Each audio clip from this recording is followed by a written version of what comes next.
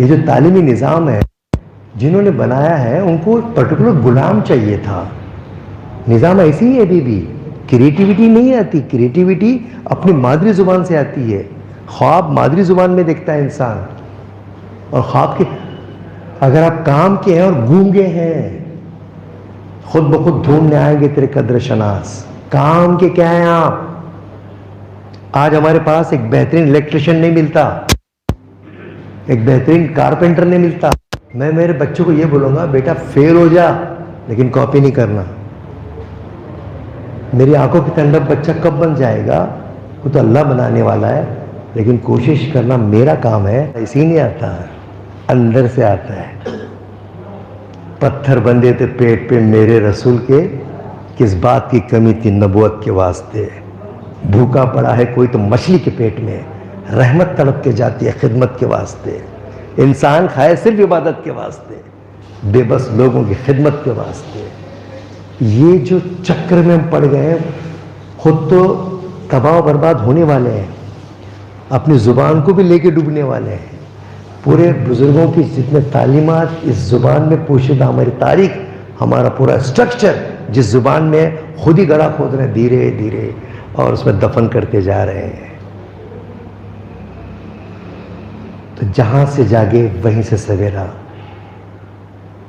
अपने बच्चों को 10th तक तो उर्दू पढ़ाइए, घर में प्राइवेट तो पास करवाइए, वरना सारा कल्चर तहजीब 100 साल लगते हैं साहब ख़त्म होने, कोई नहीं रहेगा, खंडर हो जाएगा। और वो स्पीड से तेज़ी से बढ़ रही चीज़ें, एहसास कमतरी, मफाद परस्ती, ये आम है। दुनिया को बदलने का ठेका हमारा नहीं है। हमको खुद अच्छा बनना है, अपने हिस्से का चिराग जलाना है। मुझे इस मुल्क के लिए, अपने हमवतनों के लिए मेरा क्या कंट्रीब्यूशन है? कम्युनिटी के तो बहुत, कम्युनिटी के लिए क्या कंट्रीब्यूशन है? मेरे ख़ानदान के लिए मेरा क्या कंट्रीब्यूशन है? मेरे घर में मेरे बेटे से अगर कोई पूछे क्या बनते बेटा, क्या बनना चाहते, मेरा बेटा अगर ये बोले मैं अब्बा के जैसा बनना चाहता हूँ, समझ लो आंखों की ठंडक मिल गई आपको। और बेटी बोले मैं अपनी माँ जैसे बनना चाहता हूँ, समझना आप बहुत अच्छे तरबियत दे रहे हैं। वरना बाप अब्बा को नहीं समझता हो, तुम बोलो, बोलता हूँ अम्मी तो हमारी क्या है, वो कैरेक्टर, वो मॉडल ही नहीं बनाना। वो हमारे अब्बा को कुछ नहीं समझता बोलते। तो ये ऐसे ही नहीं आता साहब, एक बड़ा टॉपिक है ये। तो किस्सा मुख्तसर ये कि इन नफ़रतों को कम करने के लिए आपको अपने हिस्से का, जो जिस तरह का मुल्क का माहौल पैदा हो रहा है, डर का, खौफ का, हेल्थ तो अच्छी बनाइए आप, कम से कम हेल्थ अच्छी हो। अल्लाह ना करे वो दिन आए मॉब लिंचिंग में आप फंस गए, भागने के तो काम आएगा, दौड़ तो पाएंगे हेल्थ अच्छी रहने से, मैं तो वो भी कर नहीं पाएंगे, कांपते ठहरेंगे और कलमा पढ़ेंगे। अल्लाह ऐसा नहीं बोला। सबसे लोएस्ट बोल रहे हैं, हमला करने तो वो दूर की बात है, तुमको तेजी से भागने भी आना, सीढ़ियां चढ़ो तो पूरा लच्चर पंजर खत्म। जज्बा तो, पारा तो 1000 का, एक्चुअली हैसियत 10 की भी नहीं है। पता चलेगा कितनी हेल्थ अच्छी है। आज भी बहुत अच्छे लोग हैं, याद रखिए। मैं पूरा मुल्क फिरता हूँ, मैं पूरा मुल्क फिरता हूँ। हमने अपना इस्लाम की खाली इबादत उनके सामने पेश किए, अमल पेश नहीं किए साहब। जो एक्चुअल होता है हम उनके जैसे ही बने। अभी मैं इतने सफ़र में आ तो मेरे को गैर मुस्लिमों ने इतना सपोर्ट किया, हैरत लगेगी आपको। मैं नागपुर में था, मैं सफ़र की रोज़ आप बता रहा हूँ। हमारे आंखों के अंदर चश्मा है, हम पास भी तासुब है, हमारे पास भी अंधभक्त हैं, उनके पास भी नहीं है। उनसे ज़्यादा तो अंधभक्त हमारे पास है।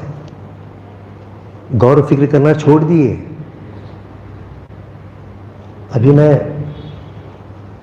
नागपुर जब पहुंचा तो एक साहब ने, मेरे दोस्त हैं बुज़ुर्ग, अरे यार तुम्हें काम करना ना, एक फ़लाँ डॉक्टर कोठारे से मिलो। तो वो बच्चों को आईएएस ऑफिसर बनाने का सेंटर खोला है उन्होंने, 5th से लेकर लेते हैं आईएएस बने। तो उसमें मराठा, दलित, माइनॉरिटीज़ को लेकर साथ लेकर, और उर्दू में भी बुकलेट छापे हैं। 100 करोड़ की प्रॉपर्टी पे, प्राइम लोकेशन पे वो है। तो मुझे कहा कि सर आप आए हैं, हमने सुना हमारा फंक्शन है, आप लेक्चर देने के लिए आओ।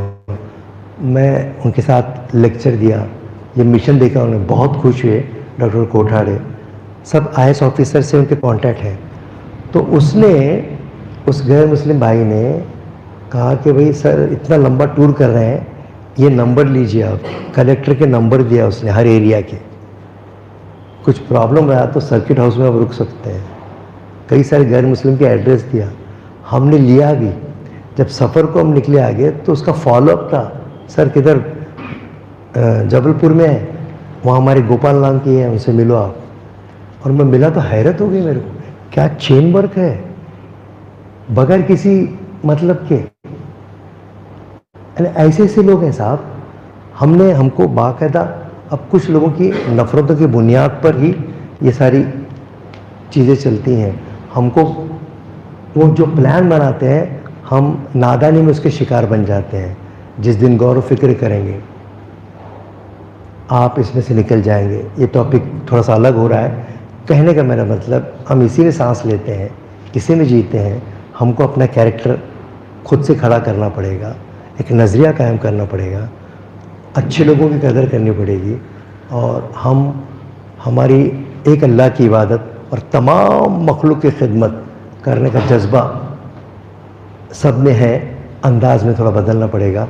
बहरहाल बातें बहुत सारी हैं, वक्त हमारे पास कम है। आखिर में हम यही कह सकते हैं कि बाहर कुछ मैंने माना बहुत रात है, अंधेरा है, घुटन भी ऐसी है जिसकी कोई मिसाल नहीं। चराग दिल के जलाओ तो कोई बात बने, पराए घर जलाना कोई कमाल नहीं। तो हमारे युद्ध के लिए ये मैसेज हो सकता है कि अल्लाह ने ये दुनिया हमारे लिए बनाई है। आसमानों में बस्तियाँ तामीर करने का आज़्म, हमारे बुज़ुर्गों ने वही काम किया है साहब। आसमानों में बस्तियाँ तामीर करने का आज़्म। इंसान ने सोचा आसमानों में बस्तियाँ, सैटेलाइट क्या है? इंसान की कोशिश का नतीजा है आज जो फैसिलिटी दे रहे हैं। आसमानों में बस्तियाँ तामीर करने का आज़्म, जगमगाती कहकशां तस्खीर करने का आज़्म, चंद रोज़ा ज़िंदगी को जाविदा करने का आज़्म, और अपना सिक्का सारे आलम में रवा करने का आज़्म।